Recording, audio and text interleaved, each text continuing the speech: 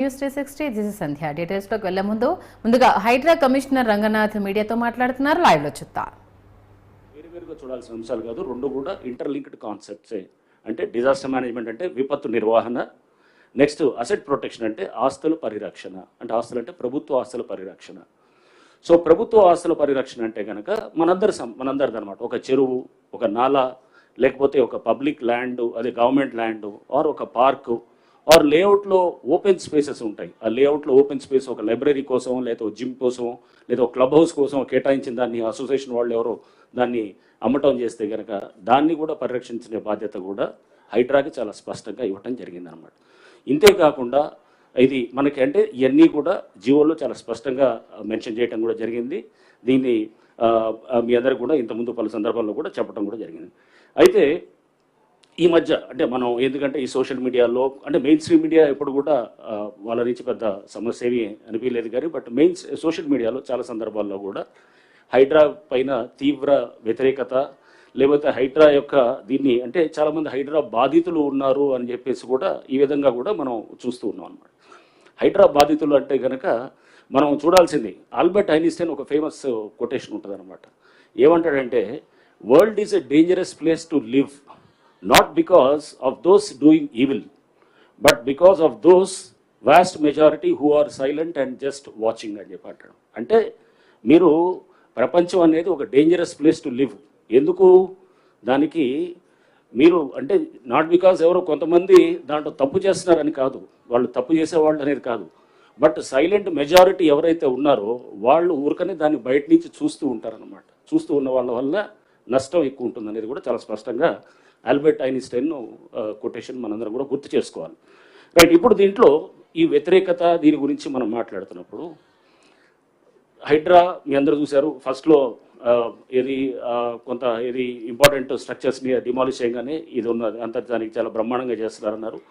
2-3 అంటే ఈ గతంలో జరిగినటువంటి 2-3 ఏదైతే కనుక డిమాలిషన్స్ ఏమైనా జరిగినప్పుడు దాని గురించి కొంత అంటే అడ్వర్స్గా రిపోర్ట్ చేయడం కూడా దీన్ని కూడా నేను ఒకసారి దాని మీద కూడా క్లారిటీ ఇవ్వదలుచుకున్నాను. సో కొన్ని స్ట్రక్చర్స్ మనం ఇంకోటి మీ అందరికీ కూడా మేము చెప్పాల్సింది, ప్రతి స్ట్రక్చర్ కూడా ఏదైతే కనుక అన్ఆథరైజ్డ్ అయితేనే దాన్ని డిమాలిష్ చేయడం జరిగింది. ఎక్కడ కూడా GHMC permission, HMDA permission list కూడా ఇస్తారు మీ అందరికి కూడా. తర్వాత మొత్తం దాదాపు 27-28 స్ట్రక్చర్స్ని ప్లేసెస్లో డిమాలిష్ చేసినప్పుడు ఎక్కడైతే కనుక ఆ పర్మిషన్ సపోజ్ ఒకటి పంచాయత్ సెక్రటరీ ఇస్తాడు, ప్రస్తుతం మున్సిపాలిటీ పాత డేట్ తోటి ఇచ్చాడు. డిండిగల్ కేసులో, డిండిగల్లో మేము చేసినటువంటి అక్కడ చెరువులు, అక్కడ పాత డేట్ తోటి ఇస్తే పంచాయత్ సెక్రటరీ వాజ్ సస్పెండెడ్. అతను అరెస్ట్ అయ్యాడు. తర్వాత దాని మీద ఆ డెవలపర్ ఎవరైతే బిల్డర్ ఉన్నారో ఆ బిల్డర్ మీద కూడా కేసు పెట్టడం జరిగింది. కేసు పెట్టిన తర్వాత అది పర్మిషన్ ఈజ్ నో పర్మిషన్ అయినా కానీ కూడా డిమాలిషన్కి ముందు అది ఏది రిజిస్ట్రేషన్స్ జరిగి ఆ బిల్డరు అమ్మటం జరిగింది అనమాట. సో మీకు అమీన్పూర్లో చూస్తాం. అమీన్పూర్లో మన ఈ మధ్య డిమాలిష్ చేసినప్పుడు అమీన్పూర్లో పెద్ద ఎత్తున కూడా గవర్నమెంట్ ల్యాండ్ అన్యాక్రాంతం అవుతుంది, వేలాది ఎకరాలు అనమాట. ప్రతి వాళ్ళు వేరే సర్వే నెంబర్ తీసుకొని వచ్చేసి ఈ సర్వే నెంబర్ వీళ్ళు ఉన్న సర్వే నెంబర్ ఏమో వేరుంటుంది, వేరే నెంబర్ ఏమో అదేదో ప్రైవేట్ ల్యాండ్ చూపిస్తారు, కట్టేదేమో ప్రభుత్వ ల్యాండు. వేలాది ఎకరాలు అక్కడ మొత్తం అన్యాక్రాంతం ఆక్రమించుకోవడం జరుగుతుంది. అక్కడ స్థానికంగా పలుకుబడి ఉన్నవాళ్ళు అది అన్ని విధాలుగా కూడా దాన్ని సిస్టమ్స్ని మేనేజ్ చేసుకుంటూ చేస్తున్న దాంట్లో వాటిల్ని కూడా మేము మన డిమాలిష్ చేసాము. సో ఉదాహరణకి ఒక హాస్పిటల్, మన డిమాలిష్ చేసినటువంటి హాస్పిటల్ మీరు చూస్తే కనుక పోయిన సంవత్సరం అది ఆల్రెడీ ఒకసారి డిమాలిష్ అయిన తర్వాత ఫ్లోర్ దాకా కడితే మళ్ళా కట్టడం మొదలెడితే స్లాబ్స్ అయినా ఆపకుండా మళ్ళీ మూడోసారి కూడా వాళ్ళు చేసినప్పుడు దానికి ఇది పవర్ కనెక్షను, అది కరెంట్ కనెక్షన్ డిస్కనెక్ట్ చేయమని చెప్పి కూడా రాసిన తర్వాత వాళ్ళు కోర్టుకు వెళ్ళి మళ్ళీ తీసుకొని వచ్చేసి మొన్న డిమాలిష్ చేసామన్నమాట. దాంట్లో ఎటువంటి హాస్పిటల్ ఏమీ లేదు. ముందు రోజు మేము వెళ్ళి చేసినప్పుడు అక్కడ హాస్పిటల్ లేదు, ఏమి లేదు. అవన్నీ కూడా వీడియో రికార్డు కూడా చేయటం జరిగింది. అక్కడ బయటికి అది దాన్ని ఒక హాస్పిటల్, దాంట్లో పేషెంట్స్ ఉన్నారనే విధంగా దాన్ని బయటికి ప్రొజెక్ట్ చేస్తూ దాని వెనకాల మీ అందరూ కూడా మీరు చూడాల్సింది ఏంటంటే ఇవన్నీ చేసేది మామూలు వాడు చేయడు, సామాన్య మధ్యతరగతి వాడు, ఒక పేదవాడు ఎవడు కూడా ఇట్లాంటివి చేయడు. ఇది చేసేది అక్కడ వెనకాల ఉండేవాడు బలవంతుడే అక్కడ చేయగలుగుతాడు అనమాట. అది చేసి అతను ఏదైనా కానీ నేను మేనేజ్ చేసుకోగలుగుతాను, అన్ని వ్యవస్థలు నా చేతిలో ఉన్నాయన్నట్టు ఒక ధైర్యం ధీమాతుడు చేస్తుంటే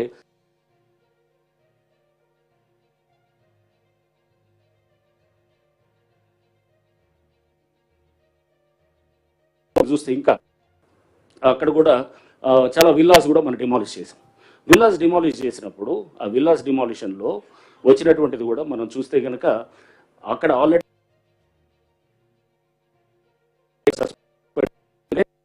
అవన్నీ కూడా గవర్నమెంట్ ల్యాండ్లో పర్మిషన్స్ ఇచ్చినారని చెప్పేసి కూడా సస్పెండ్ అయ్యాడు.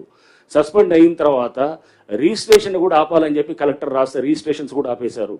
ఆ బిల్డర్ అక్కడ ఉన్నటువంటి అతను మాధవ్ రెడ్డి ఏదో ఉన్నది, అతను ఇంకో కోటేశ్వరరావు అని చెప్పేసి వాళ్ళు కొంతమంది వీళ్ళ వెనకాల అక్కడ లోకల్గా అక్కడ ఉన్నటువంటి ఒక పొలిటికల్గా ఉండే అతను వీళ్ళందరూ కలిసి మళ్ళీ కోర్టుకు వెళ్ళి రిజిస్ట్రేషన్స్ని అది వెంటనే మళ్ళీ చేసేటట్టు చేస్తే, ఒకవేళ రిజిస్ట్రేషన్స్ ఉంటే కనుక బహుశా కొంత ఆగుండేదేమో, అంటే తెలిసేది పబ్లిక్కి. బట్ ఆ రిజిస్ట్రేషన్స్ చేయాలనేటటువంటి విధంగా వాళ్ళు మళ్ళీ ఒక ఆర్డర్ తీసుకొని రావడంతో కొంత అక్కడ రిజిస్ట్రేషన్లో జరగటం. మేము డిమాలిష్ చేసే ముందు కూడా అక్కడ జస్ట్ హార్డ్లీ ఒక 1 month ముందో లేకపోతే ఒక లాస్ట్ 1-2 months ముందు కూడా వాళ్ళు గృహప్రవేశం చేసిన సందర్భాలు కూడా చూసాం అన్నమాట. అంటే డ్యూ డెలిజెన్స్ అక్కడ ఆల్రెడీ పంచాయత్ ఆఫీస్కి వెళ్ళి నేను వాళ్ళతో మాట్లాడాను, వాళ్ళందరూ కూడా మా ఆఫీస్కి వచ్చారు. ఎవరైతే కనుక నష్టపోయిన వాళ్ళు ఉన్నారో వాళ్ళు వచ్చినప్పుడు వాళ్ళు చెప్పింది కూడా విని ఆశ్చర్యపోయాను. అంటే వాళ్ళు అమాయకంగా వాళ్ళు ఏంటంటే అక్కడ ఎటువంటి డ్యూ డెలిజెన్స్ చేయట్లేదు. ఒక పంచాయతీ ఆఫీస్కి వెళ్ళి కనుక్కుంటే తెలిసిపోతుంది. ఇది ఆల్రెడీ ఇక్కడ గతంలో ఇక్కడ ఇది పర్టికులర్ కొన్ని అరెస్ట్ అయ్యారు, లేకపోతే సస్పెండ్ అయ్యారు, లేకపోతే ఇక్కడ పర్మిషన్స్ క్యాన్సిల్ చేశారు, దీనికి పర్మిషన్స్ లేవు అని చెప్పిన తర్వాత కూడా వాళ్ళు అంటే దాని ప్రయత్నం కూడా చేయలేదు. తర్వాత వాళ్ళు రిజిస్ట్రేషన్ అయ్యి డబ్బు ఇచ్చిన తర్వాత తెలిసినట్టు వాళ్ళు కొంతమంది మా దగ్గర వాపటం కూడా జరిగిందనమాట. అంటే వాళ్ళు అక్కడ కొంత చేయాల్సినటువంటి కొన్ని ప్రిలిమినరీ ఎంక్వైరీస్ చేయలేదు. బ్యాంకర్స్లో కూడా యాక్చువల్గా అక్కడ చేయాల్సినటువంటి వాళ్ళు బ్యాంకుల్లో వాళ్ళ ఫీల్డ్ వెరిఫికేషన్ టీమ్స్ ఉంటాయి. ఒక బ్యాంక్ లోన్ ఇవ్వాలంటే కనుక ఫీల్డ్ వెరిఫికేషన్ టీం ఉంటారు. ఆ ఫీల్డ్ వెరిఫికేషన్ టీం కూడా తెలిసిపోతుంది.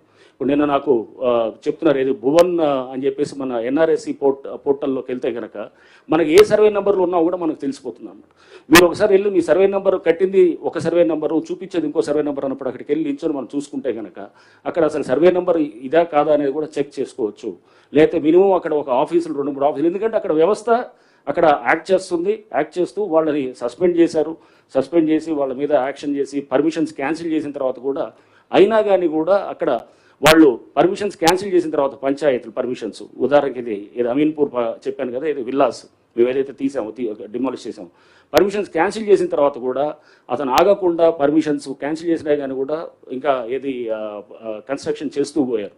కన్స్ట్రక్ట్ చేసిన తర్వాత చేస్తూ పోయినా కూడా అతన్ని అంటే ఎటువంటి భయము కానీ ఎటువంటి అంటే ఒక చట్టం ఉన్నది, ఒక వ్యవస్థ ఉన్నది, కట్టడి చేయడానికి ప్రయత్నం చేస్తున్న దానికి ఎవరికి కూడా ఇది లేనప్పుడు అప్పుడు మనం అంటే ఇట్లాంటి వేలాది ఎకరాలు అది గతంలో అయి ఉండొచ్చు, లేకపోతే ఇంతకుముందు ఎప్పుడో జరిగి ఉండొచ్చు. బట్ కాపాడనే ఒక ప్రయత్నం ఇప్పుడన్నా మనం చేయకపోతే కనుక హైడ్రా అనేది సంస్థ తీసుకురావడానికి ప్రభుత్వం ముఖ్యమంత్రి గారు ఇవన్నీ దృష్టిలో పెట్టుకుని దీన్ని తీసుకొచ్చిందనమాట.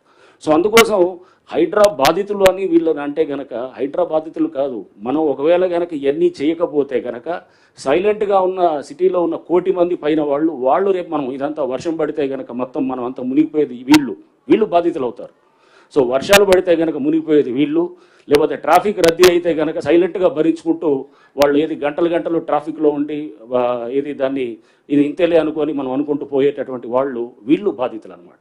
సో మనం కొంతమందిని వాళ్ళు ఎందుకంటే దీంట్లో తప్పకుండా వాళ్ళు చేయాల్సిన డ్యూ డెలిజెన్స్ చేయలేదు కాబట్టి వాళ్ళని అంటే మేము వాళ్ళని తప్పట్టట్లేదు. అక్కడ చేసినటువంటి ఆ బిల్డరు వాళ్ళ మీద కూడా క్రిమినల్ కేసులు పెట్టడం జరుగుతుంది.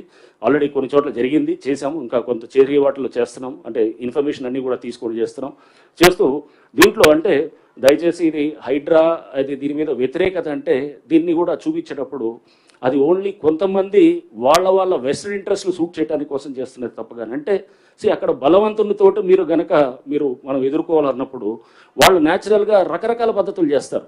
మేము సున్నం చెరువులో ఎప్పుడైతే అక్కడ చేసాం, మీరు అందరూ చూసారు, అక్కడ ఒక వ్యక్తి వెంకటేష్ అనే వ్యక్తి కిరోసిన్ పోసుకొని మొత్తం చేయటం జరిగింది. సో అతను ట్యాంకర్స్ బిజినెస్ చేస్తుంటాడు, అక్కడ ట్యాంకర్స్ బిజినెస్ చేస్తుంటాడు. ఇప్పటికీ మళ్ళీ కంటిన్యూ మొదలెట్టాడని చెప్పి మళ్ళీ ఎవరు అన్నారు. సో అంటే ట్యాంకర్ రోజుకి అతని బిజినెస్ దాదాపు 1,00,000 పైన ఉంటుంది. సో అతను దీన్ని మేము ఎగ్జాంపుల్ చెప్తుంది ఏంటంటే ఎన్కన్వెన్షన్ డిమాలిష్ చేసినప్పుడు ఆ పక్కనటువంటి చాలా గుడిసెలు లేకపోతే చిన్న చిన్న పాకలు ఏమి ఉన్నాయి, దాన్ని ఎక్కడ టచ్ చేయలేదు. బట్ ఇక్కడ ఎందుకు టచ్ చేయాల్సి వచ్చింది, ఇక్కడ ఈ వెంకటేష్ అనేవాడు ట్యాంకర్స్ బిజినెస్ చేస్తూ, మీరు అక్కడ ఇప్పుడైనా గూగుల్లోకి వెళ్ళి మీరు ఇమేజెస్ చూస్తే కనుక దాదాపు ఒక 20-30 ట్యాంకర్స్ అక్కడ లైన్ అయి ఉంటాయి అనమాట మొత్తం. మీరు గూగుల్లో కూడా చూడొచ్చు. సో అంటే ఇది ఎవడు తీసి అంటే ఎవడు ఇష్టారాజ్యంగా చేసుకుంటూ పోతే కనుక దీన్ని కట్టడి చేయటం ఉండదా? సో దీనికి అతన్ని చెక్ చేయడం కోసమే అక్కడ మనం వెంటనే అది అతని మెయిన్గా అతని బేస్ తోటి ప్లస్ వేరే అనాథరైజ్ స్ట్రక్చర్స్ దాంట్లో అనాథరైజ్డ్ ఉన్నాయి, వాళ్ళకి పర్మిషన్ ఇచ్చారు, ఆ పర్మిషన్స్ కూడా క్యాన్సిల్ అయినాయి. వాళ్ళు కోర్టుకు వెళ్ళారు కానీ కోర్టులో ఎటువంటి రిలీఫ్ రాలేదు. సో అవన్నీ కూడా మేము పొందుపరచడం జరిగింది. సో అంటే ఎక్కడ కూడా ఆథరైజ్గా పర్మిషన్ వ్యాలిడ్గా ఉండి చేశామనేటటువంటిది జిహెచ్ఎంసీ పర్మిషన్స్ని పట్టించుకోవట్లేదు, హెచ్ఎండిఏ పర్మిషన్ ఇదంతా కానే కాదు. పర్మిషన్ వ్యాలిడ్ ఉంటే కనుక వాటికి ఇది దాని వైపు మేము దాన్ని డిమాలిష్ చేయటం లేదు. ఏమన్నా అది ఎఫ్టీఎల్లోనూ ఎక్కడన్నా వస్తే కనుక ఎఫ్టీఎల్లో కూడా మీకు మళ్ళీ ఇంకోసారి మీ అందరికీ కూడా తెలియపరిచేది ఏంటంటే పబ్లిక్ హ్యాబిటేషన్స్ ఎవరైతే కనుక ప్రజలు ఆల్రెడీ ఉంటున్నారో వాటిని ఎక్కడ కూడా మనం టచ్ కూడా చేయట్లేదు. అది ఆల్రెడీ మీకు చెప్పడం జరిగింది. గౌరవ ముఖ్యమంత్రి గారు ప్రభుత్వం కూడా ఇది చాలా ఏంటంటే చాలా ఇది పబ్లిక్ ఆల్రెడీ ఉన్న వాళ్ళందరినీ కూడా వాళ్ళని మనం ఆదేశాలు కూడా హైడ్రాకి ఇవ్వటం కూడా జరిగిందనమాట. సో అంటే ఎక్కడ కూడా ఇప్పుడు ఆల్రెడీ నివాసంగా ఉన్నటువంటి వాళ్ళని ఎవరు చేయట్లేదు. మీరు చూస్తే ఏ ఇన్సిడెంట్లో చూసినా మన కుకట్పల్లిలో చూసాం, కుకట్పల్లిలో చెరువు దగ్గర డిమాలిష్ చేసినప్పుడు అక్కడ కేటరింగ్ చేస్తూ ఒక లేడీ మాట్లాడటం మనం చూసాం. సో వాళ్ళకి యాక్చువల్గా ఆ డిమాలిషన్ అయిన మరుసటి రోజు వాళ్ళు ఆ ల్యాండ్ ఓనర్స్ అంతా కూడా మా దగ్గరికి వచ్చారు, ఒక అడ్వకేట్ని తీసుకొని మా దగ్గరకు వచ్చారు, ఆఫీస్కి వచ్చారు. వాళ్ళందరికీ కూడా ముందే ఇంటిమేషన్ ఇచ్చాం. దాదాపు 14-15 మంది వాళ్ళు ఖాళీ చేయించారు. తీసిన 16 స్ట్రక్చర్స్లో ఓన్లీ ఒకళ్ళిద్దరు, నేను అడిగాను వీళ్ళ స్ట్రక్చర్లోనే ఎవరైతే కనుక వీళ్ళ ల్యాండ్లోనే పట్టా ల్యాండ్ అంటే ఆ చెరువు ఎఫ్టీఎల్లోనే పట్టా ల్యాండ్ అతను అడిగారు, మీరు ఎందుకు ఇవ్వలేదు, ఎందుకు చెప్పలేదంటే అది మేము జరుగుతుందో అనుకోలేదు సార్, మీరు వచ్చి డిమాలిష్ చేస్తారు అనుకోలేదు. అంటే ఆల్రెడీ ముందస్తు సమాచారం ఇచ్చాం. ఇచ్చిన తర్వాత కూడా చాలామంది సీరియస్గా తీసుకొని తీసేశారు. కొంతమంది సీరియస్గా తీసుకోకుండా దాన్ని ఇది లైట్గా తీసుకొని వాళ్ళు కమ్యూనికేషన్ గ్యాప్ కిందకి సమాచారం చేకరవేయటంతో అప్పటికైనా కానీ కూడా వాళ్ళకి లాస్ట్ టైం ఇచ్చి మొత్తం ఖాళీ చేపించి వాళ్ళ ఇల్లు అక్కడ దాంట్లో లేదు. వాళ్ళ ఇల్లు అక్కడ చాలా ఇల్లు కూడా ఉన్నాయి. మీరు కుకట్పల్లి చెరువు దగ్గర మీరు చూస్తే ఎఫ్టీఏలో చాలా ఇల్లులు ఉన్నాయి, దేన్ని టచ్ చేయలేదు. మీరు చాలా స్పష్టంగా ఇది తెలుసుకోవాలి. అంటే ఇల్లులు ఉన్నవాళ్ళు నిన్న చూశాను, ఎవరో పెద్దమ్మ బుచ్చమ్మ అని చెప్పి ఆమె ఆత్మహత్య చేసుకున్నదని చెప్పి చాలా బాధ అనిపించింది. ఎందుకంటే అరే ఒక పెద్దవిడ ఇట్లా ఆమె ఇది ఆత్మహత్య చేసుకోవటం అనేది ఇటువంటిది మనం దీనికోసం కాదు, హైడ్రా అనేది ఉద్దేశాల కోసం పెట్టింది కాదు. ప్రభుత్వం ఈ ఉద్దేశంతో ఇది ఈ లక్ష్యాలతోటి ఈ ఇన్స్టిట్యూషన్ ఫ్లోట్ చేసింది కాదు. ఈ బుచ్చమ్మ అనే ఈమె చేసుకోవడానికి కారణం అక్కడ ముగ్గురు ఎవరు ఆడపిల్లలు ఉన్నారు, ఇద్దరికేమో G+1 హౌసెస్ ఇచ్చారు, ఇంకొకరికి చిన్న ఒక ఖాళీ ప్లాట్ ఇచ్చారు. ఇచ్చిన తర్వాత ఇవన్నీ కూడా బఫర్ జోన్లో వస్తాయి, వాటి జోలికి మేము వెళ్ళట్లేదు. కానీ ఎవరో అక్కడ ఏమంటారు మాట్లాడేవాళ్ళు ఆ భయాన్ని చూపిస్తూ ఆందోళన చూపిస్తూ హైడ్రా అనేది ఒక బూచిగా చూపించడం అనేది కూడా ఇదైంది. హైడ్రా అనేది ఒక బూచియో లేకపోతే ఒక ఇది ఇందాక చెప్తున్నట్టు ఒక గ్రేహౌన్స్ దాకా వెళ్ళి చేసేది కాదు. హైడ్రా అంటే ఒక భరోసా అనేది గుర్తుపెట్టుకోవాలి. ఈ వ్యవస్థల్ని ఇదంతా ఇది నుంచి వర్షాల నుంచి కాపాడటానికి ప్రయత్నం చేస్తున్నటువంటి ఒక ఇన్స్టిట్యూషన్గా తీసుకోవాలి. అంతేగాని దీన్ని బూచిగా ఒక రాక్షసిగా చూపిస్తే కనుక రేపు ముందు తరాలకి మన చెరువుల్ని కాపాడుకోలేము, మన పబ్లిక్ ల్యాండ్స్ కాపాడుకోలేము. ఎందుకంటే ఇట్లాంటి ప్రయత్నం దేశంలో ఎవరు చేయలేదు. కేవలం ప్రభుత్వం చేసినప్పుడు ఈ ప్రభుత్వం యొక్క ఒక మంచి సంకల్పంతో ఇది చేసినప్పుడు ముఖ్యమంత్రి గారు చాలా స్పష్టంగా చెప్పారు, దీన్ని మనం చాలా జాగ్రత్తగా నోటీసులు ఇవ్వాల్సిన అవసరం లేదు. వాటర్ బాడీస్లో కనుక స్ట్రక్చర్స్ ఉంటే కనుక నోటీసులు ఇవ్వాల్సిన అవసరం లేదు. అయినా కానీ కూడా వాళ్ళకి ముందుగా చెప్పేసి వాళ్ళకి ముందుగా నోటీసులు ఇచ్చి వాళ్ళకి అందరికీ కూడా చాలా స్పష్టంగా క్లియర్గా చెప్తున్నాం, మీరు ఇదిగో ఇదని చెప్పి. అయినా ఇంకా కొంతమంది సీరియస్గా తీసుకోకపోతే ముఖ్యమంత్రి గారు మాకు చెప్పడం కూడా చాలా స్పష్టమైన ఆదేశాలు ఇచ్చారు. చిన్నవాళ్ళు పేదవాళ్ళు లోవర్ మిడిల్ సెగ్మెంట్ ఉంటే కనుక వాళ్ళు ఎవరికి కూడా మనకి సఫిషియెంట్ టైం ఇస్తాం. ఒకవేళ కనుక మనకి వాళ్ళు టైం ఇచ్చిన తర్వాత కూడా వాళ్ళు చేయలేదనుకోండి, ఇంకో 2 రోజులు ఇద్దాం, పోయేదేం లేదు. తప్పకుండా దాన్ని అంటే ఇప్పుడు మాడిఫైడ్ దీంట్లో కూడా వాళ్ళని ఆ చిన్నవాళ్ళు పేదవాళ్ళు ఉంటే కనుక ఆ స్ట్రక్చర్స్ని ఎక్కడ కూడా మేము చేయము. అది వాళ్ళకి కావాల్సిన సఫిషియెంట్ టైం ఇస్తాం. సఫిషియెంట్ టైం ఇచ్చి వాళ్ళని వెకేట్ చేసుకునే దానికి కూడా వాళ్ళకి మేమంతా కూడా అక్కడ వాళ్ళకి ఆ పరిస్థితులు వచ్చేటటువంటిగా ఫెసిలిటేట్ చేస్తామని కూడా మేము చెప్తున్నాం. దయచేసి ఏంటంటే హైడ్రాని ఒక భయం కింద ఒక బూచి కింద చూపించడం మానేయాలి. ఫస్ట్ దీనికి చాలా హైప్ ఇచ్చేసి రేపు హైడ్రా వస్తుంది కూల్ చేస్తున్నారు అది చేస్తున్నారు అనేది కాదు. హైడ్రా అనేది ఒక బాధ్యత, ఒక భరోసా అనేది మళ్ళీ ఒకసారి మీ అందరూ కూడా నేను చెప్పదలుచుకున్నాను. అవనండి అయిన తర్వాత మీరు చెప్పండి, వీల్ టేక్ యువర్ క్వశ్చన్స్.